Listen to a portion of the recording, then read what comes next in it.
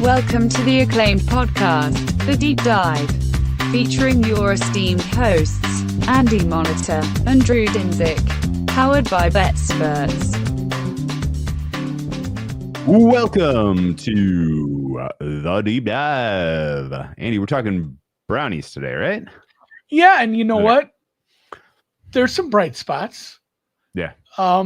There's some players on this roster. Okay, roster.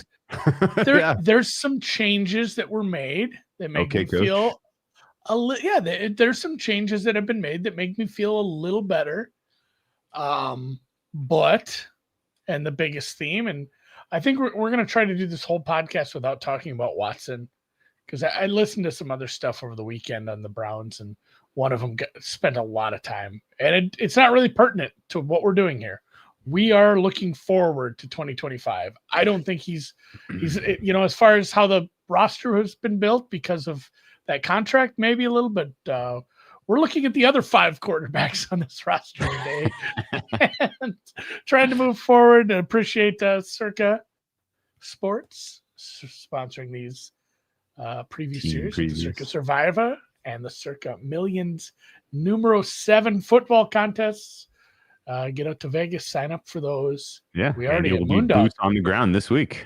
Moondog already signed up. He tweeted out, "Good job." I told him congrats on second. He was pretty pumped. I don't think he'd been to Circa before, it sounded like. So yeah, check it out. And then also, if you are not subscribed, please subscribe to the channel. That helps us out. Only 38% of listeners are subscribed. I made that number up because I hear other people say things like that, and it's probably accurate. Who knows? So please hit the thumbs up and subscribe. About right. Yeah, that's probably who knows? Checking it. I think our number's probably lower because we never ask ever. We just never ask. Yeah, like I said that. I'm gonna make a point of asking. Please, you don't have to turn on notifications. I'm gonna go the other way. Don't keep this a secret. Oh, okay. Don't tell anyone. I do, really.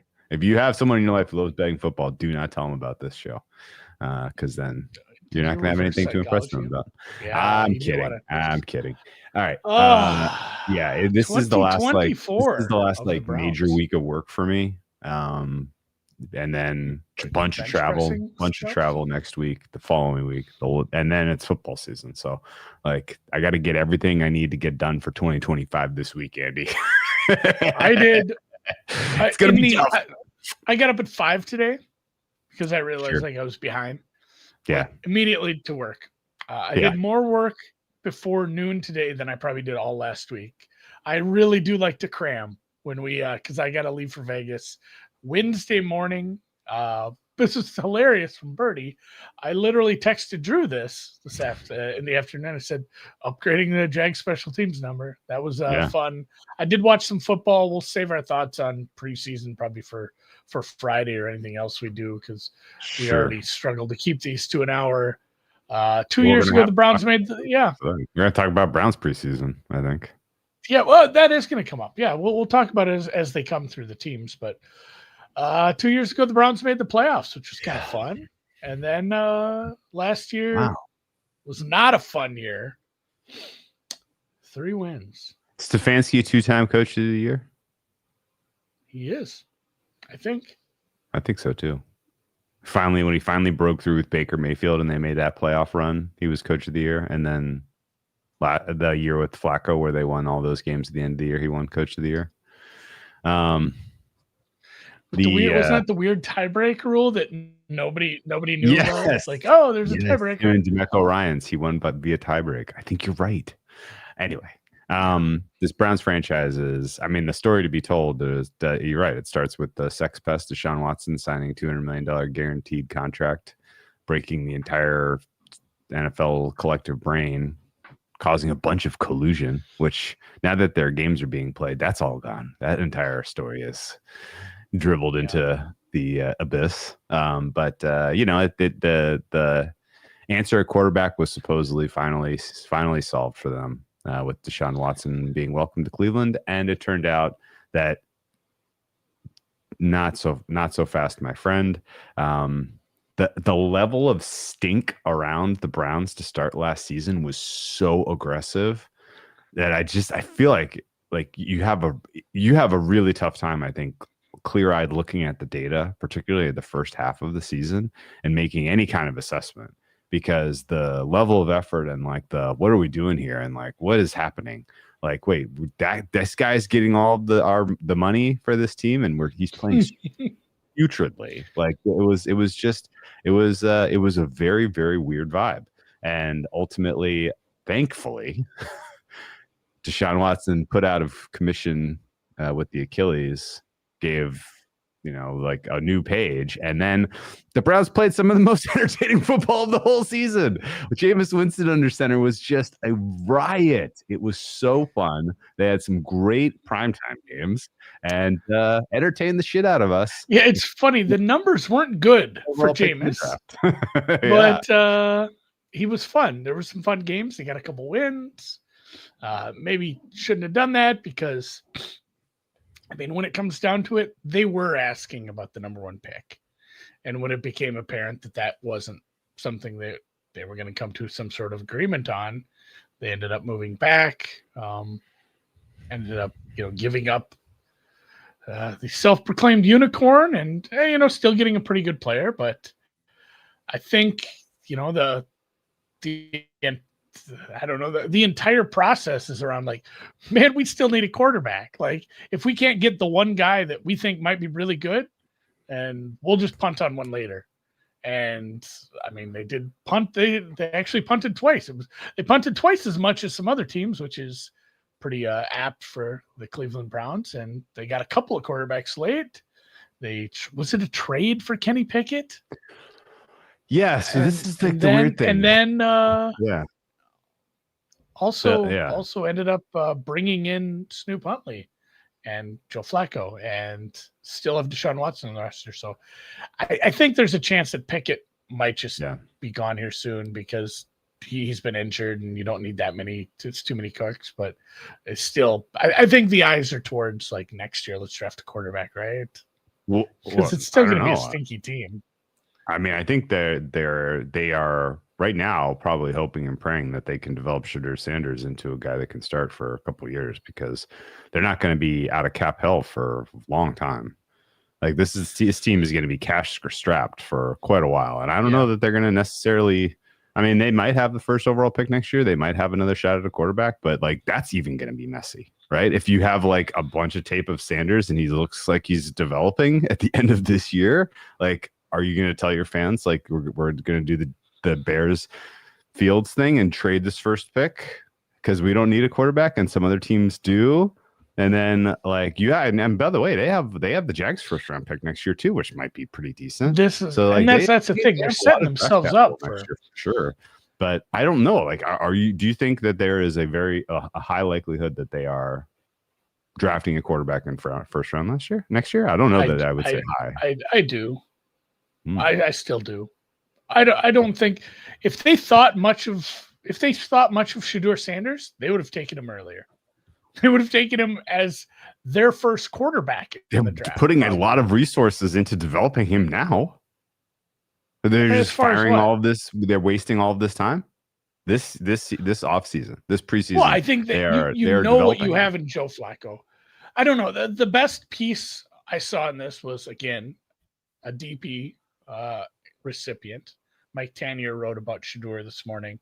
Okay. And he basically said, I'm paraphrasing, like, hey, people are, yes, we're excited. It went better than some people thought, but he's like, that was the audition to make the team, to make the roster. That's how you treat a guy who's on the edge of making the roster. You put him out there with like the third stringers and just see if he can keep his shit together. That wasn't like, hey, you're competing to be the starter. That's not differently. No, I mean, it kind of read like it. He's like, this is, and he compared it to a bunch of other, quarterbacks who were like the second/third guy.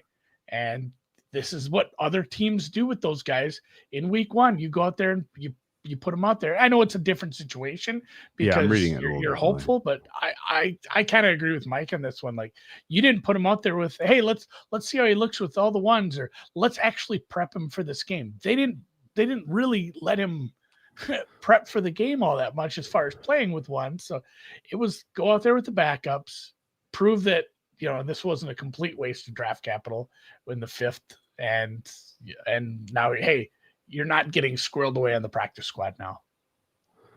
Yeah, and that my general read was it was a because like what the hell do I know? I haven't been to camp, but apparently Dylan Gabriel is not a player. Like he's just not a guy, and apparently Kenny Pickett can't stay healthy enough to have a fair competition with Flacco. So Flacco's just going to start, and that's where my and I think at. the putting Sanders wasn't necessarily a test of like. It was basically like, are we going to put our resources into developing you? Like, is there a spark? Can you do this? Can you be a functional quarterback? Should we continue to should you be our developmental project, or do we try to? That's what I'm saying. Are you on the roster? I think they got the affirmative answer of like, yeah. Like, yes, you're the backup we're gonna develop, and when our season is effectively over because we're 1-10, like you're the guy that's gonna get the cleanup starts at the end of this season, right? Like I feel like that kind of arc is now played out based on the way this camp has gone, but it's also a very confusing camp. Like Snoop Huntley, let's be clear, he is there because of the other injuries to the quarterbacks, and they needed a guy to do cleanup reps in this specific preseason game, and he probably is not part of the long arc of the 2025 Browns. He was there to do a specific job for the preseason, and I think ultimately, like Kenny Pickett was they traded a little bit of small amount of capital to test it out, and I'm assuming he was wearing a different jersey. I think Kenny Pickett was like, if he stayed healthy and if he did well enough, like they're like, hey, maybe we can make him look good enough that he gets signed somewhere else and we get some, draft comp next year. Like that. I think that was the plan. Like let him do well enough to walk out the door and get a comp pick. That's not going to happen. Flacco, I think, is the only guy that can realistically, be your starter, and he is out actively complaining that he's not getting enough reps to be prepared for week 1, which is hilarious just because of this shit show. Because I guess realistically, the quarterback situation is all that anyone wants to talk about for the Browns, because it is such a shit show, and so clearly a shit show. It's not even like, ooh, there's some intrigue about JJ McCarthy. Does he have it? Doesn't he have it? Like, this is literally like, your process is so fucked, and this was so poorly managed and so idiotically conceived that we all just get to point and laugh at you for what a stupid franchise you are. And even now, like with some answers that they got recently, I think it is still like not clear to me that they know what they're doing or that they have their process figured out. So yeah, process, they get a gigantic flaming F. But it was the weird vibes around this team have been weird for a long time.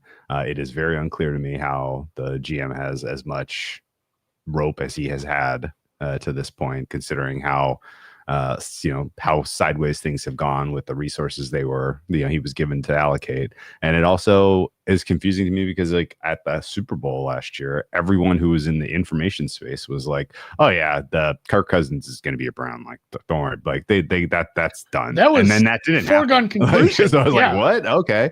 Like that. Okay. So that didn't happen. So they end up with this absolute mess of Flacco, Pickett. There was the wildest moment of their offseason was probably Myles Garrett saying, trade me, and then ultimately giving him a very, very player-friendly deal before he then turns around and says, I decided to say, because they told me what the plan was. I like the plan. Did they? I don't think so. They didn't tell you they were going to take 2 quarterbacks in the 3rd and the 5th round and do a weird competition and ultimately decide on which one of the 2 they were going to invest their resources in the preseason. I doubt that was what they told them. But whatever the case is, like the process is just completely fucked. And you have a team right now that is like weirdly talent rich in certain areas, weirdly talent poor in certain areas, that has a schedule from absolute, like I cannot believe that the second worst team in the NFL ended up with the schedule this ridiculous. This is such a hard schedule, and the Browns are just, I don't know, like they're almost certainly going to be picking in the top 5 again. I bet them to have the fewest wins, mostly because of the marriage between the issues with the roster and the schedule being so ridiculous. But that at the same time, like I can't help but know, like I know for sure my number for the Browns is better than the market. I have more respect for this team than the market does, even thinking that they're probably like a 3-14 team. Well, and that, like you said, the schedule is kind of the kicker here because, hey, it's like I have this like the 25th, 26th best team, which is not where I thought I'd have it when I finalized my numbers. That's where it ended up. But then you look at this schedule and some of the dysfunction, and yeah, I mean, they could still end up being the first overall pick. And I think worst case scenario is Flacco plays for a while. You realize you're a shitty team. You're not making the playoffs. You end up putting, let's say Shedeur starts for 8 games. He's like the 20th best quarterback in the league, where he's not embarrassing you.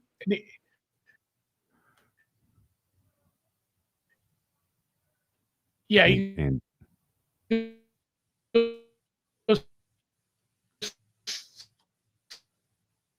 4-4, 3-5 doesn't really wow you, but he's not like.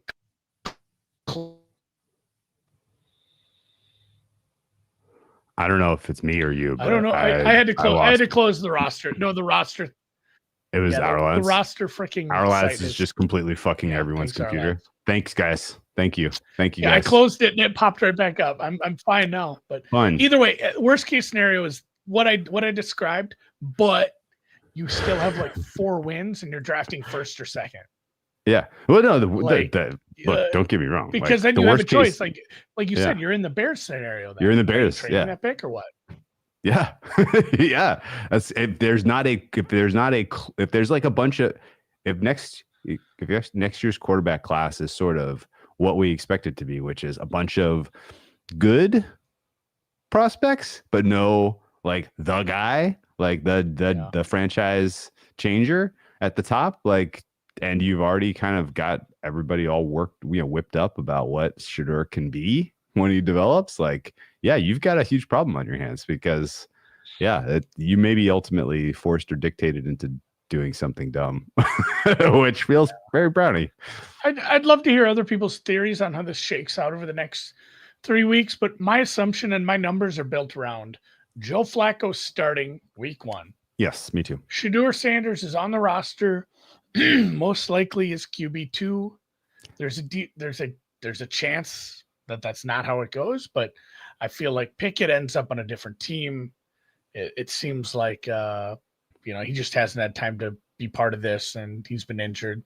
They might just have to cut him loose. They're already having to cut people to bring in. They had to let someone go to bring in Snoop Huntley. Like, you can only do that so much before you're starting to cut guys you don't feel like cutting anymore, especially I think they got rid of a cornerback who was injured. That's not somewhere where they have depth.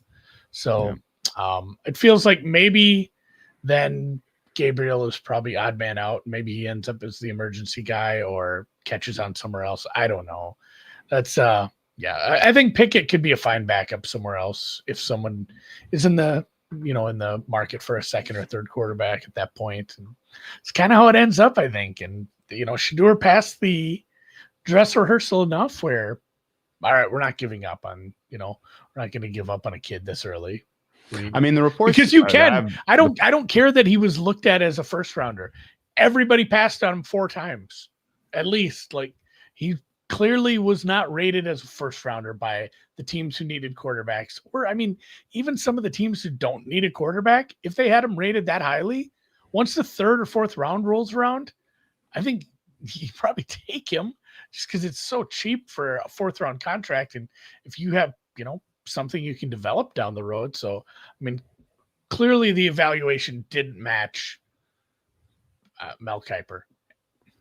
I think his draft slide was more complicated. Yeah, the interview stuff was there, and I get the agent stuff is there. The circus that you bring to your organization by having him around, because he is this, has like a specific gravity in terms of Q rating. Like, he's like the Johnny Manziel problem. Like, which by the way, DJ had him 12. Like. Yeah, a lot of people. I don't think he was that high. DJ had him in the top 24 though, for sure. I think higher than Jackson Dart. That's the thing. DJ doesn't work for an NFL team. DJ doesn't. True. He doesn't sign players. Like, true. He's the same as a lot of people out there making opinions. Like, the opinion makers decided he was not worth capital in the first 2 days. And that's where going into that game, I'm like, if he really stinks, I wouldn't be surprised if he's, your practice squatted or however that works. I don't know if I don't know. He swipe pretty a guy? obviously. I thought the Colorado experience was pretty obvious. He had the talent, but he was just in a clown system. And he brings a very he brings a circus to town with his presence because of his fame. And it was clear he needs a lot of development to get to a pro system, and he needs a lot of time and patience, and not a circus, not a fanfare. And so I think it was an easy pass, right? It was just like, do we really want to deal with this? No thanks. There's no up. If you already have a bona fide starter, if you have a developmental project in place already, it is the easiest thing in the world to pass on that. Don't need it. Thank you, though. Thank you. And so I think that's what mostly was just happening. And the Browns did one of the most ridiculous process things you ever want to see in your life, where they take Dylan Gabriel when everybody thought that was going to be the shooter spot. And then he slides even further. And then the Browns are like, well, I mean, fifth round, we might as well. And then the rest is probably going to be history, and it'll probably be an interesting story to tell someday. But I ultimately think Sanders is probably going to start, like you said, 7-8 games for the Browns this year. The way the schedule breaks, it sets up pretty well for early failure, and cleanup work for a young quarterback. And Brown, I think Sanders proved in the preseason game we saw that he's the guy you want to bet on for the cleanup work, just to see what see how he develops. Anyway, the rest of my thoughts on the Browns are pretty straightforward. This is a team I'm going to be betting on a lot this year. It's my turn, apparently, based on looking at my numbers. If you just said you have to blind fire on 40 NFL sides today with the look ahead markets, most of my biggest edges are Browns games. I don't know how this happened, Andy. I don't like this. I don't like this feeling. I was worried my numbers were going to come in higher than yours, and I was going to get some guff for it, but it doesn't sound like that's going to be the case. Well, they're going to be double-digit dogs a lot. Yeah. And here's my macro prediction, and maybe I'm just hoping this for my own well-being and sanity, but this feels like 3-14, but 14-3 against the spread kind of year. Can live with that. What did you think of the rest of their offseason? Shit-canned offensive line coach. After, I don't know if everything was his fault. Everyone's just getting older, and there's so many injuries. How many tackle injuries have they had over the last couple of years? Brought in Mike Bloomgren, who is now, he was the head coach of Rice for a few years, never had a winning season, got fired after a 2-6 start, and then he was hired as an offensive line coach, as he has been an offensive line coach in the past. He'd worked with the Jets, he'd worked at Stanford, a couple other places. He was actually a grad assistant for Bama way back in the day. So they bring in a new guy there. I don't know if that's going to solve all the problems. They the offensive coordinator change, I think, is the big move for me.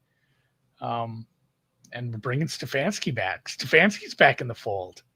We're gonna have a different kind of offense here. So I'm curious how that'll go, especially how the roster was built up. Injuries, Jeremiah Owusu-Koramoah, that sucks. That was he's hurt, and I have a controversial take there. We'll have is he hurt? Is that your take? No. Well, kind of. Did you see him showing up for minicamp and stuff? Guy looks a million years old. I was actually taken aback by the shot they showed of him, coming up for minicamp in June or whenever it was before he was hurt. I was like, whoa. When did he turn 40? What the hell happened? And ultimately, most predictable injury in football. He had a collision with Derrick Henry and hurt himself, and turned a million years old in that collision. Yeah, and then he's He's missing the year, and he matters a ton. Not only like he's big in the run stop and pass rush. He's an important piece back there, and I don't think you can just replace him. You also lost a cornerback in Emerson who's out. That stinks because that was I'm not like a strength. He wasn't a very good player for you last year, but you all of a sudden you have some holes now. You do get worse there. Like you said, you re-signed Myles Garrett. You got Devin Bush back in the fold. You brought in Tevin Jenkins, who is, I'll give you some credit. That's pretty good depth, but it's weird because like your starters aren't that much better than him. So you still kind of have a stinky offensive line. Kind of same thing with Cornelius Lucas, JTS, Joe Tryon, Shoyinka, another pass rush rotation guy, Malik Collins, pass rush. That's going to be a kind of a pass rush only, I think, when he's out there. Jerome Baker, linebacker. You need a linebacker because JOK is now out. And then, like we said, Kenny Pickett you traded for. Who knows if he sticks on. Juan Thornhill was, I think, the big exit as far as anything else. Drafted Mason Graham 5th after you traded back. He could be a very, very good player up front. Did you mention Dalvin Tomlinson also gone? Yeah, Tomlinson's gone. He's down in Arizona.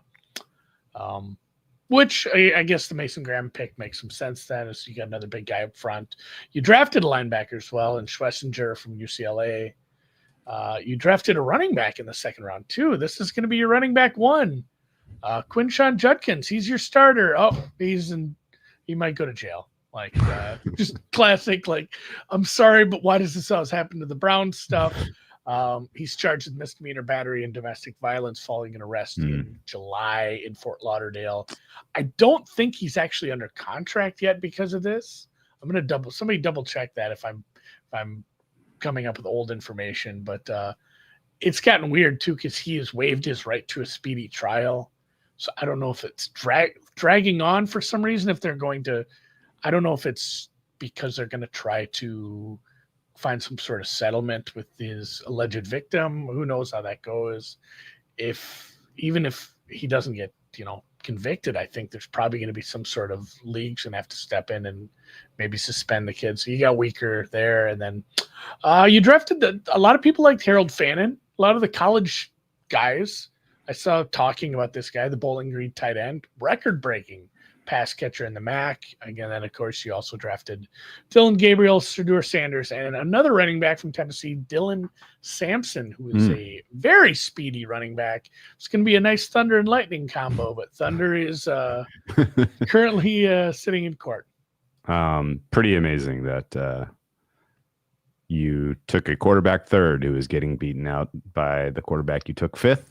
And you took a running back 4th, who is currently the only guy who can run because your second round pick is unavailable. I will say that everything I've read about their 2 defensive contributory picks, again, like that they did not draft for need necessarily.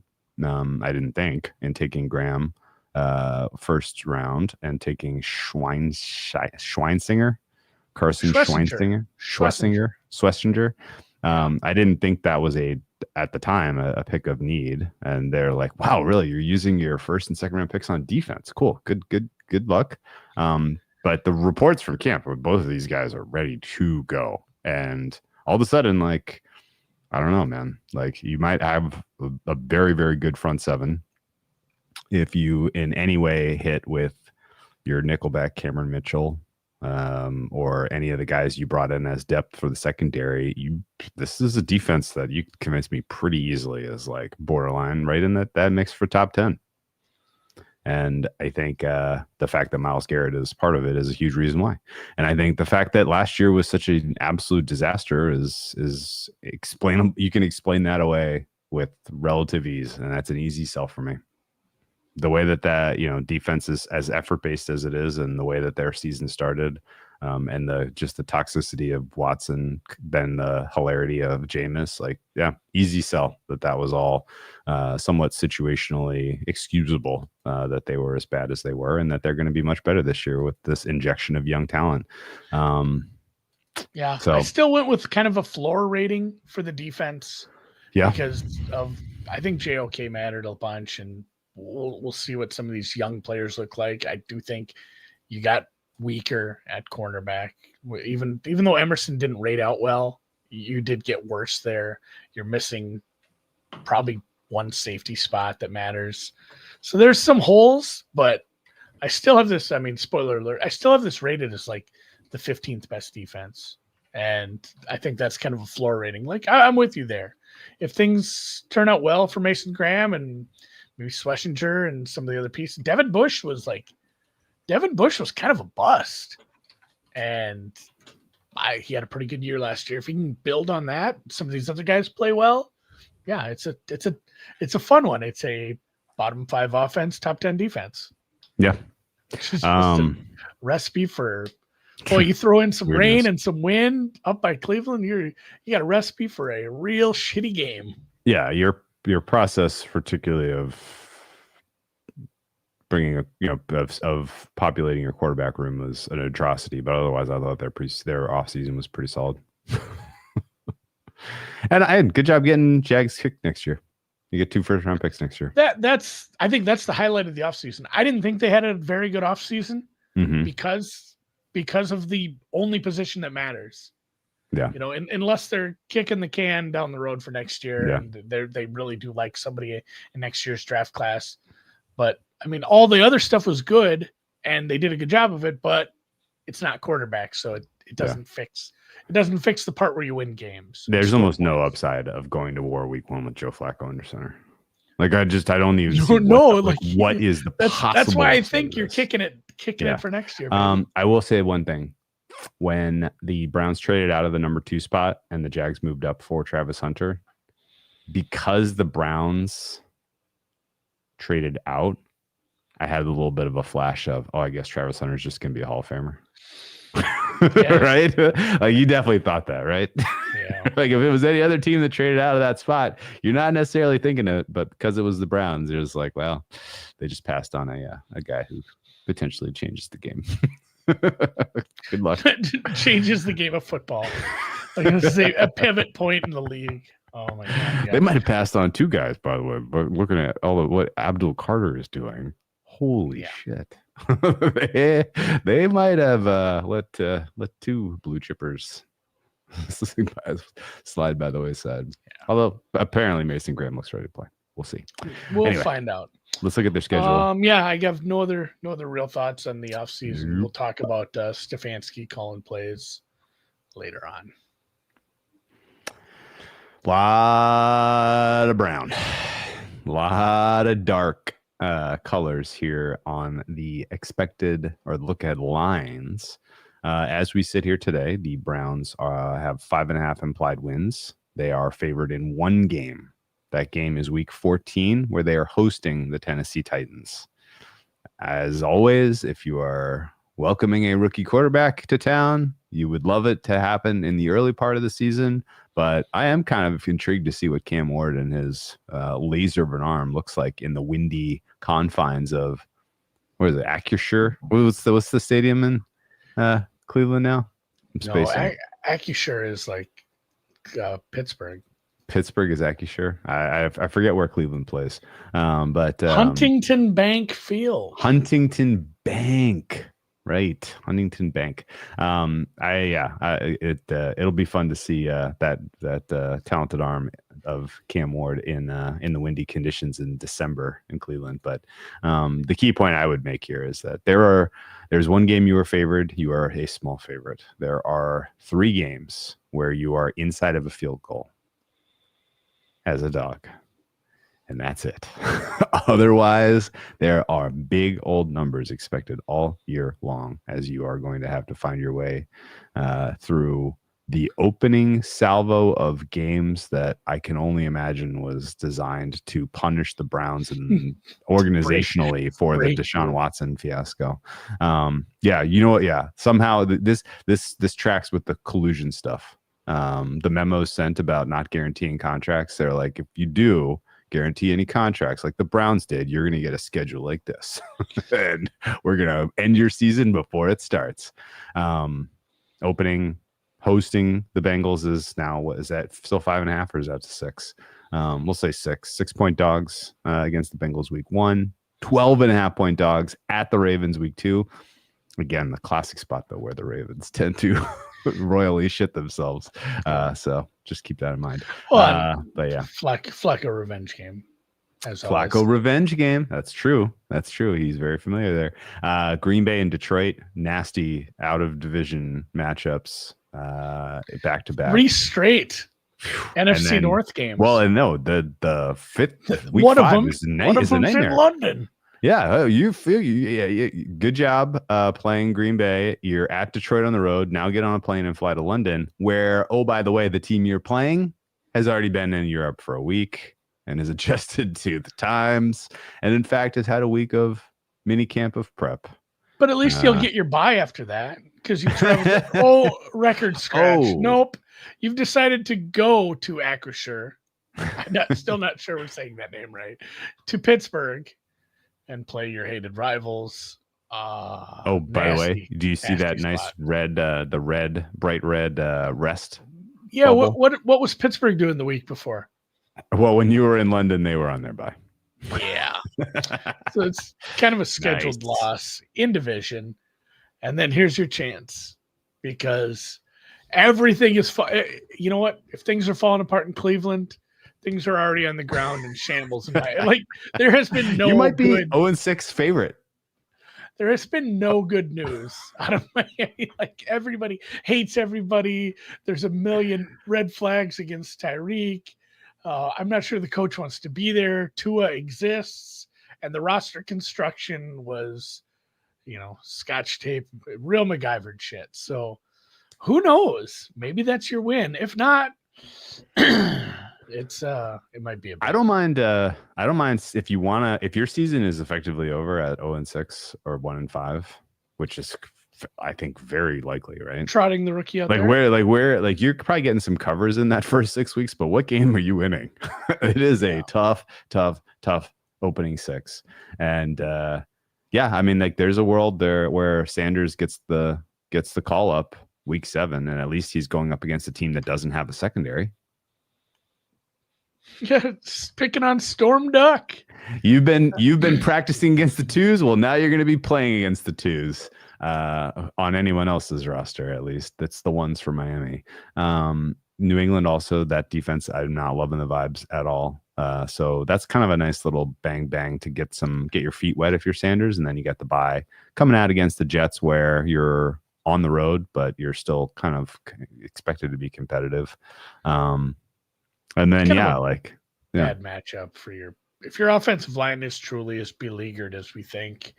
There are some not great. The 2 Pittsburgh games, the Vikings, Van Ginkel and Grenard. You got Detroit Hutchinson. You got the Baltimore pass rush, the Cincy pass rush. You got really the Jets pass rush. You got Vegas, which that's the only thing they're going to be good at. Crosby, Bosa. Yeah, the list of opposing Buffalo. Elite pass rushers on your schedule is glorified. A pain in the butt. It is so, and that's where I think that's a big pivot spot too. Is like a lot of people are down on this offensive line, and it's tough. There's some names like you get anchored to these names, like, hey, these are good players, and then you look at how they played last year and the year before, and some injuries and their ages, and like, hey, this is a bad offensive line now, and that stinks. Yeah, the real question marks are in the middle, surely, right? I guess the tackles too. Dewan isn't any good. You don't have a good left tackle. I think the only guy you can really count on, and again, like, he was drafted in 2014, is Joel Bitonio. Yeah, I don't know. The rest of this line looks real rough. All right, let's. Should we move on to ratings, or did you have any other thoughts on schedule? Well, I guess, the Circus Survivor is. Yeah. If you're entering the Circus Survivor contest, Drew, where are you circling to use the Cleveland Browns this year? I mean, the real question is where's against them? Yeah, which are the bombs where you're not going to pick against them, right? Like, that's really the key. Like, which are the games where the Baltimore early, even though it's the biggest number. Right. Yeah, which are the games where the feisty Browns knock out 40% of the Survivor pool? based on the way the Bengals looked in NFLX week 1, I would say it's probably not week 1 this year. No. But again, the Bengals always manage to do that, so who knows? Baltimore wouldn't use them against Cleveland week 2. Yeah, I get awful nervous. I is going to be hold your nose and take the points with these guys a lot, I think. 1, 2. If we think there is an upside to this team, especially during the Flacco part of the season, you're playing everybody good. Well, it is the defense, though. Except for Kansas City. So, maybe the Minnesota spot where you're playing against he's 5 weeks in, but an inexperienced quarterback with a really good defense. I don't know, maybe you could make a case that's a stinker spot to use him against too. I kind of like using the Bears against him late. You get there's not a lot of other spots to use the Bears, I don't think. It's a good point. Yeah, I think I'm gonna avoid going against Cleveland in the divisional games and when some of those home games for Cleveland in the later part of the season.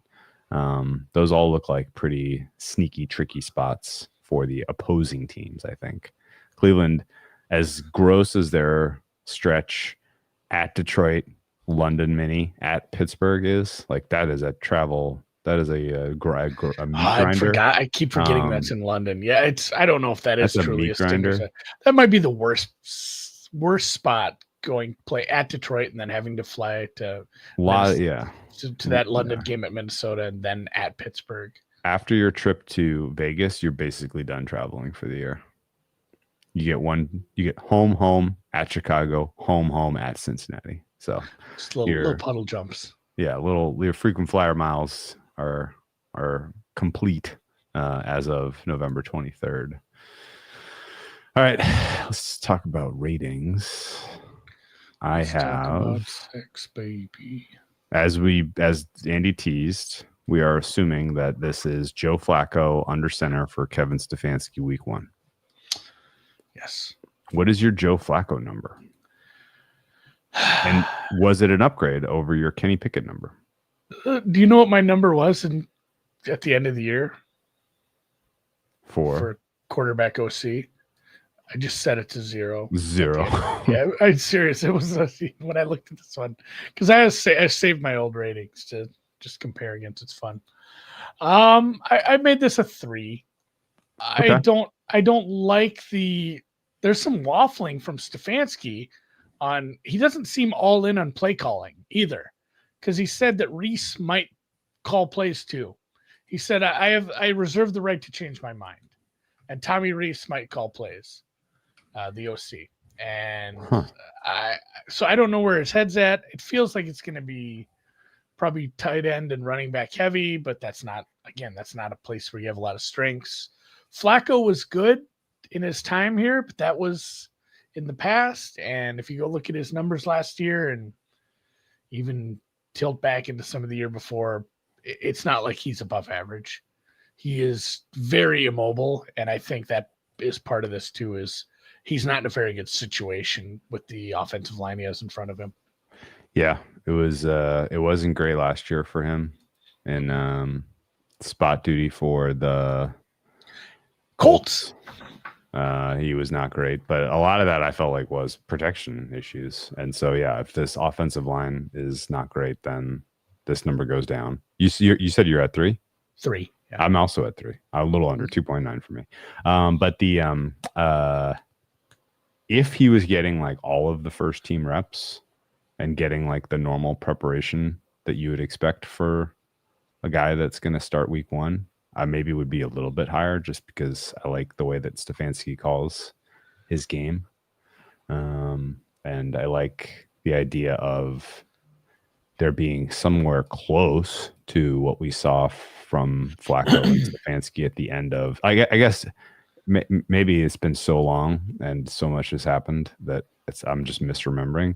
But Flacco getting off his couch and performing the way he did by the time he was like 5-6 starts into that Browns experience feels like a fever dream. But it's a long time ago. But he was kind of good, right? Yeah, and that was a Dorsey offense too, I suppose. It's not like Kevin Stefanski wasn't there putting in his 2 cents, but yeah, I'm just interested to see how they use him, because it feels like I don't want to get this guy killed. He's doing us a favor. He's 40 years old. Like, let's run the ball. Let's dump it off to Njoku. Let's not make this some high flying offense that we certainly don't have the capability of. Okay. This was 2023 data that I'm trying to get to, right? I'm going to go, you have to lower the threshold for minimum plays because he only played, 4 or 5? Yeah, he had to do it last year. I think he only He had only like played 4 or 5 weeks. 275 for snaps last year too. Okay, so 2023, that little sample, he wasn't as good as I remembered, I guess. Well, he had one really bad game, I recall. Like, he had Was an absolute stinker that kind of drug everything down, because he had a couple nice games. Yeah, he had like the backbreaking plays against the Rams, I remember, in the first start, but that was like, again, 1 week off the couch. Yeah. By the time he got a little deeper, he was playing. I mean, how the hell did he come like player of the year again? Anyway, I'm over that. Voters are weird. They are. Some would say, yeah, he ended up like kind of middle of the pack. So his EPA per play in that stretch with Stefanski wasn't enough for me to think that there's much room to go up from 3. Is that a fair way to put it? Yeah, the positive is he's a professional. He's not, it's not like you have to train him in. The negatives are, and he still has the arm. He still has the arm to do it. He doesn't have the legs. Yeah, that's a fair way to put it. All right, the skill group is also really tricky because like Tillman and Jerry Jeudy, it's a fine 1-2 combo. Njoku, fine. No idea who your third wide receiver ultimately will be. If it's Jamari Thrash, I think we have a problem. Cheap bet on Deontay Johnson. Haven't really heard that he is kind of broken through to where he is going to be a regular contributor to this group, but worth following that news. No real young talent to get excited about in the wide receiver room. Decent, as you mentioned, expectations for Harold Fannin as your TE2. Pretty blah running back room overall. I am at a 3.5 for skill. Oh, what are you? 3.5. Okay. I thought I just came into this and felt like we were going to be way off because this is such a difficult team. But yeah, I'm kind of in the same boat. I like what you have in Jerry Jeudy, but he's not proven to be like a high end wide receiver 1. He's a wide receiver 1, but he's at the lower end of that. 26th best wide receiver 1 in football. Like, yeah, it's like he's clearly not below the threshold of being not capable of being a wide receiver 1, but he's not a good one. Not great. Same thing with Tillman. He's a low end wide receiver 2, and then you got Deontay Johnson or Jamari Thrash in the slot. You got David Njoku, who he's not a negative, but he isn't clearly a top 5, top 10 tight end right now. Ford is your starter, and then the 4th round rookie is your backup running back right now with Judkins unsure. So yeah, it's below average. I was hoping this would be a little higher because I don't know. I came into my mind thinking, no, they got some skill players, and then I looked at last year, and maybe we're a little too hard on them because everything, as we say, everything's a damn system, and those guys were in a bad system last year. Yeah. Okay. So maybe some upside there. All right. Offensive line was also tough. I think this is clearly a bottom 10 offensive line, but like, how low do you really go? Can you help me remember what the flip happened to Jedrick Wills? Is he like on IR or something? He just kept getting hurt and kept getting hurt. He's not on a team. He is. He's not on a team. He's not on a roster. Yeah, he's.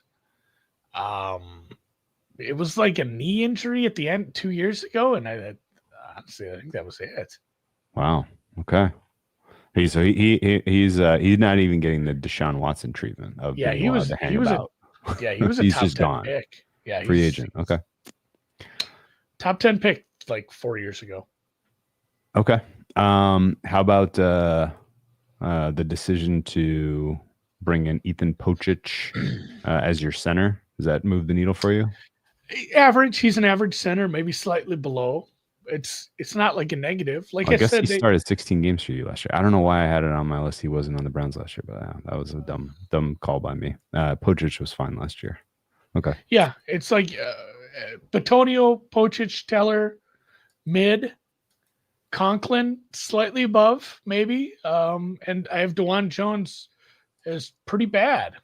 Like it doesn't matter what you look at, or if you pull up PFF ratings, like Yeah. you have a very bad left tackle, and as a group, it's below average for sure.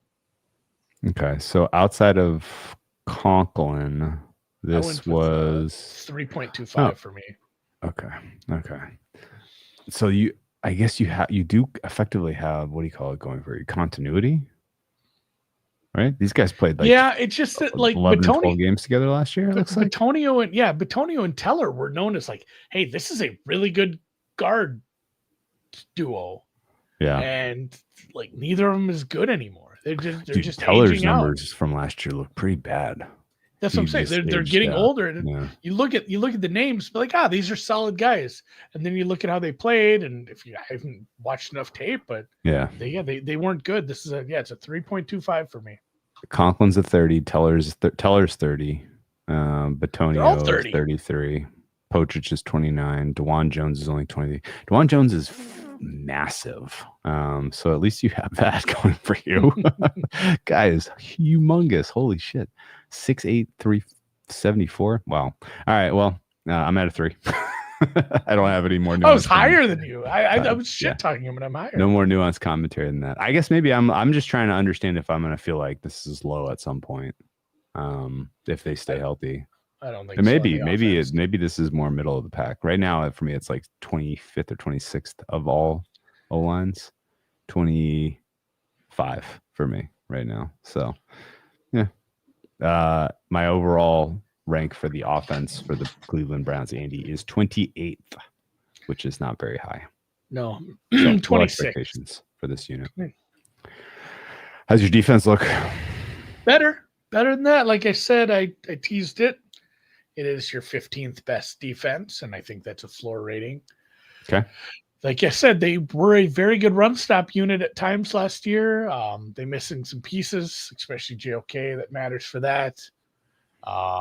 You have the best pass rusher in the league, but I do not believe you have a top 10 pass rushing duo, which is kind of wild. Like you got to get somebody paired with this guy. And I guess, JOK was part of that, but it's a little bare after him, and I guess we'll see how some of this shakes out with the rookie, if we get some good interior pressure from him, and Wright, or God, who's the guy who rotates behind Wright? Maybe Joe Tryon Shoyinka. You brought him in, but it's like again, bright spots, but then weaknesses as well. Same thing with like, hey, Ward, good corner. You got a good safety, but you're missing some of the other pieces around that, and I don't know that you have good enough coverage linebackers as well to say this is a good coverage unit. So everything is like bright spot, but also there's some shit to throw in there. Yeah, Myles Garrett is so freaking good though. He's the best player. The quick pressure, especially his get off time, is still absurd. I'm at 4.7 for run stop. I am high on this rookie, Schweinsteiger. Is that what you said it was? Schlesinger. Thank you. I think what you're saying is a type of pate. I think he actually, he's going to be a tackle machine for these guys, from what I can tell you. 7.4 for pass rush for me, almost all because of Garrett, and then coverage I'm at 4.3. So below average, but I like Denzel Ward as a player, and I like Greg Newsome fine as a CB2. I know Martin Emerson Jr. being gone is not great, but I actually had a minus grade for him. So it's not really, you're just bringing in another replacement level player up the chain, I think, unless that guy took a major step forward and I just didn't hear about it, I guess. I like Grant Delpit fine as your interior safety. I think this is a good defense. Top half of the league. Yeah, Emerson didn't grade out well, but Cameron Mitchell didn't either. It's probably a neutral move, but we didn't really see enough of Mitchell to maybe fully grade him. He might be even worse. Who knows? Whereas Emerson played he played the most snaps out of anybody in the cornerback room. So you're losing somebody who played at least. Yeah, he got just, what was it? Maybe I'm thinking of the Commanders game. There was a game where he just got absolutely spit pants. Yeah, pantsed. Yeah. Just absolutely embarrassed. And he gave up some home runs for sure. Anyway, enough of that. My run stop was 12th best defense for me. You're a little higher than me. So my run stop was 5.1. I mean, there were other pieces that were good at this. It wasn't just the two guys that got hurt or the guys that were hurt or missing in Tomlinson. Pass rush 6.1. Again, that's almost all one guy. Coverage 3.25. I don't have good coverage grades for basically anybody not named Denzel Ward. He's it back there. Okay. Delpit's fine. Hickman's good, but other than that, you have some weak spots back there. I have a very good grade for Ward. I think that maybe is what's skewing things. And my grade for Newsome may be a little bit high, but in 2023, he was pretty decent. He was like a very good CB2. I don't know what happened last year. Only started 3 games. Maybe he was dealing with injuries. I don't know. Anyway, he still played like 500 snaps. I think he was just cycling in a lot the way they ran their safeties out there. Mm-hmm. You think Jim Schwartz still has a fastball? Probably. If this is a top 10 defense, is anyone going to be surprised? No, I think if you drafted some pieces, and if they're good, it's a top 10 defense because you have Myles Garrett. That's enough to take a couple of youngsters playing well. You get, like I said, if you get another good year out of Devin Bush, and the rookies work out, top 10 defense for sure. This is like I said, this is my floor number. Okay. Intangibles for you. Middle of the pack for aggressiveness, but I want to give him like a mulligan on that because of who he had to start at quarterback. It's different when you're playing with the scrap heap. Still, middle of the pack for me with Stefanski. 4.5 I gave him. Okay. I'm at 6.5. I like Stefanski more than you, I guess. I think we've always been that way. Yeah. Minnesota guy. Dude, this is crazy. They had a top 10 defense by EPA per play last year. Even with all that bullshit, if you remove turnovers, they didn't turn the ball over last year. That was the only thing that was like kind of missing from the piece, from the stew. Otherwise, they were just as good as the other good defenses. Like their numbers look very, very close to Houston, who I would think everyone would come out away from last year being like, oh yeah, Houston, very good defense. Browns are right there. Oh, man, this is gonna suck. I'm gonna bet the Browns a lot this year and hate myself. What's your special teams number for the Browns? It is a 2. What? Oh, yeah. So they don't have a very good special teams unit. Dude, their punter last year was their that is the bright spot. 6th most valuable player according to AV on Pro Football Reference. they have a very good punter. Unfortunately, Dustin Hopkins doesn't have it anymore. Okay. He was 18 for 27 for field goals. Missed 4 over 50. Missed half his kicks over 50. 17 for 20 on point after attempts. And he wasn't very good at the just the kickoffs. Their punt coverage was pretty bad as well. Okay. Well, we'll look forward to the Browns special teams blowing covers this year. Yeah, I know that's like that's gonna suck. Hey, your punt coverage stinks. Biggest difference between my numbers and market are the Cleveland Browns of any team in the NFL. The market has this as the 31st power rated team with a power number of minus 5.3. That is low. I rate them the 25th best team, and my power number is minus 2.16. What's your number? Mine was minus 3.99. Okay. So you're off too, but not that far. I thought I didn't think this is how this was going to go. Yeah. I'm 3 points off market for these guys. I don't know, man. All those plus monies games in the early season. I hope Flacco's so, I mean, of some of the of some of the teams we talked about this, this is a better team than the New England Patriots right now by a hair, 300ths. They're basically the same. This is a better team as the Jets. Yeah. Obviously the Titans as well, but yeah, it was surprising how high I had them as a 30.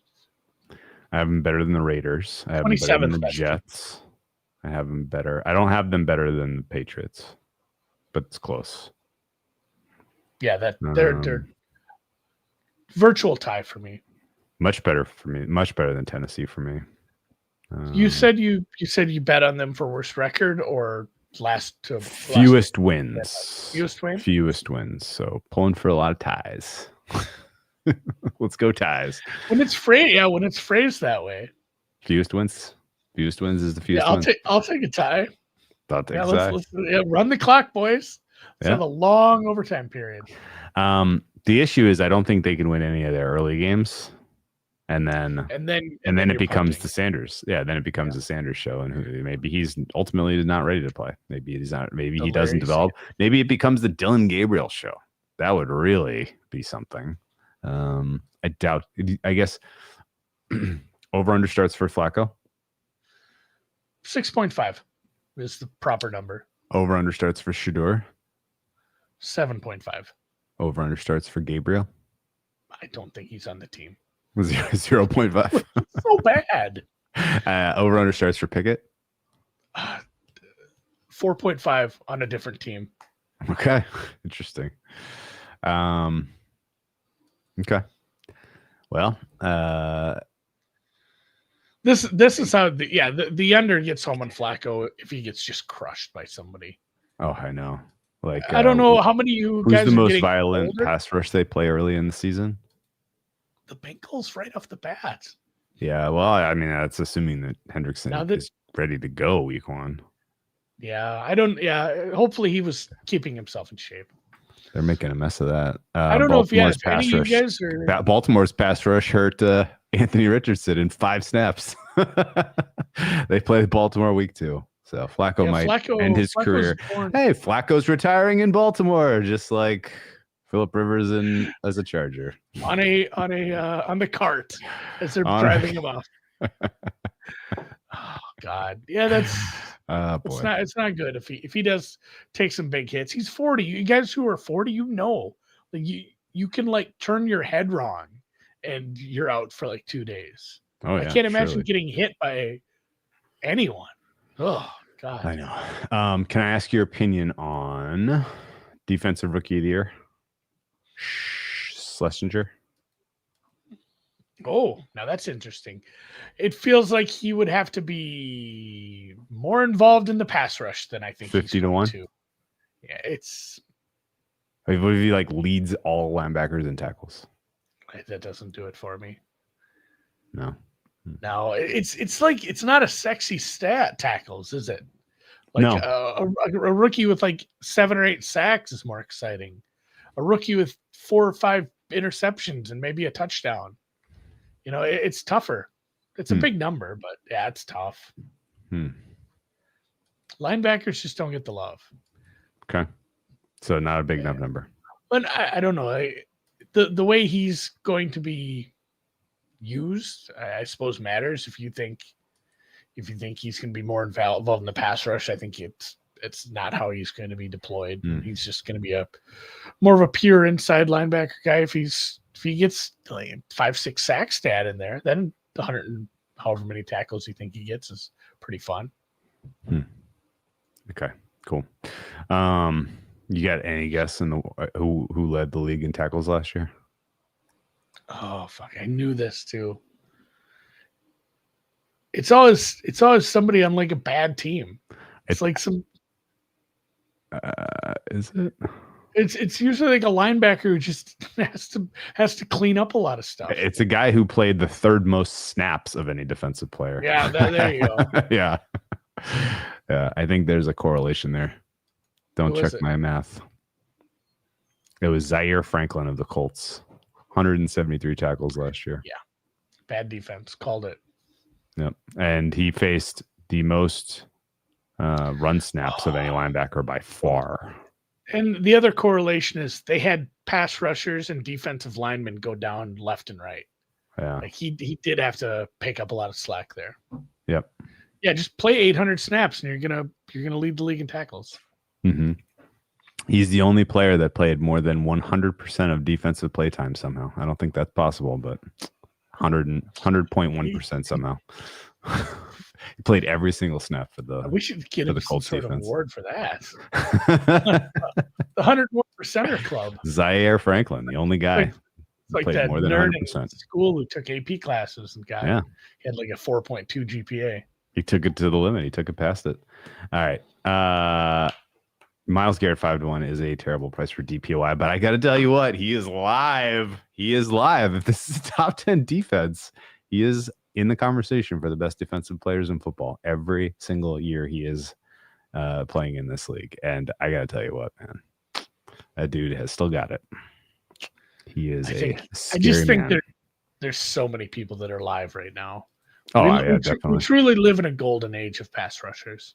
Yeah, we do. And we live in a golden age of pass rushers. And I think usually it's a little bit of a closed or closely held group of actual DPOI candidates, because you pretty much have to be conceived as the best defensive player in the league, in my opinion, to be the awarded. And I think this is as big of a group as we've had in a while. I think there's a case to be made. This is the largest number of finalists preseason we've had for that award. So in that case, 5-1 is definitely is a stretch, because there's a lot of guys. Garrett is going to have his he's going to have a healthy amount of opportunities to get sacks against the Steelers for sure. They play the Jets too, so Justin Fields will walk into a handful. They play the Bears. They play the Bears. A little squirrely. It's true. He was Caleb Williams, though, they get the Bears. They play a lot of guys that like to get sacked. Anyway, let's call it a pod. Good job. I will let you know how I'm feeling about my self-destructive tendencies of betting the Browns every week come week 6. We'll see how it's going. I'm just, for your sake, just hoping for 3-3. You think? Oh, against the spread. Yeah. No, they're not winning 3 games, Drew. Oh no, we're talking. I think we're looking at like 0-6, 6-0. Okay. Well, I really do. Hope so. I really do. Yeah. I just need Flacco to if Flacco has a dead arm or is not prepared, or it feels like 6-0 against the spread if the game ended in the middle of the fourth quarter. 3-3 on the actual score sheet. Yeah. Because what is Flacco going to be like? Oh, I'll just I got to think about next contract. I can't go do anything silly right now. If he wants to, he can just wing it at the end of games. Interesting decision here by Kevin Stefanski. He's down 15 points to the Ravens, but he's bringing out the field goal unit to kick one here as time is expiring to take the lead to 12. Oh, if I were a head coach, and Hopkins is wide right. I would troll. No. Oh God, I would troll the line if I was a head coach for sure. Like, all right, we're not winning this game, but guess what? We're going to be a pain in the ass to the people that bet the dog. Yeah, that's right. That's right. Going for this. Yeah. I dig it. Well, all right, boys, girls, everybody else. Good job. See you guys.